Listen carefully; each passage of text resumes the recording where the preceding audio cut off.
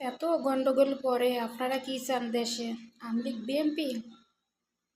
আমলিগ BMP আর দেশে আইনেন না, এই নেটা আর বাধায়েন না। আপনারা দুটো ডাইল ভাত খাইয়ে বাঁচতে চাচ্ছেন, এইটাই বাঁচেন। আমলিগ 15-17 বছর খাইয়ে গেছে, বিএমপি আসতেছে। বিএমপি আসলে 100 বছর খাবে আর এ জায়গায় মানুষ মেরে ফেলবে। এরা হচ্ছে সন্ত্রাস। আমলিগ বিএমপি এরা হচ্ছে সন্ত্রাস। সন্ত্রাসকে দেশে জাগা না দিয়ে একটা ইসলাম নিয়ে আসেন, যাতে আমাদের মতন মেয়েরা আমরা দুমুঠো খাইয়ে পরে স্বামীর সংসারে থাকতে পারি, বাঁচতে পারি।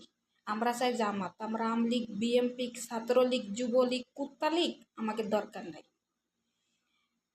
এই যে হাসিনা, হাসিনা কম কষ্ট দিয়েছে বাংলাদেশের মানুষের।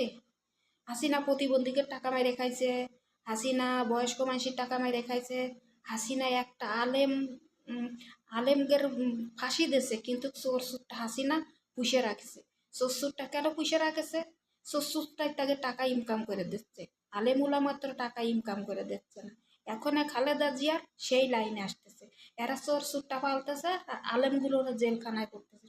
এটা একটা নিয়ম হলো? জাগায় তোমরা মানুষরা মেরে ফেলতেছ, খুন করতেছ, 2 দিন পর তাকে পুঙ্গার মধ্যে দুটো বাড়ি দিয়ে তাদের জামিন আনতেছে, জামিনে তাকে ছেড়ে দিচ্ছে, তারা ছাড়া পাচ্ছে। আজ পর্যন্ত কেউ করতে পারবা একটা খুনি আসামির ফাঁসি হয়েছে? হয়েছে না।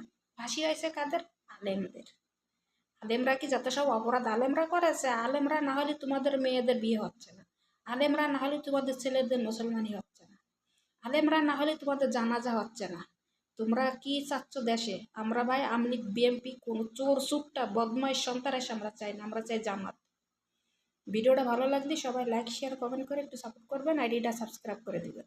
এই শেষ কথা, আমরা আমলিগ বিএমপি আমরা কাউকে চাই না, আমরা চাই জামাত।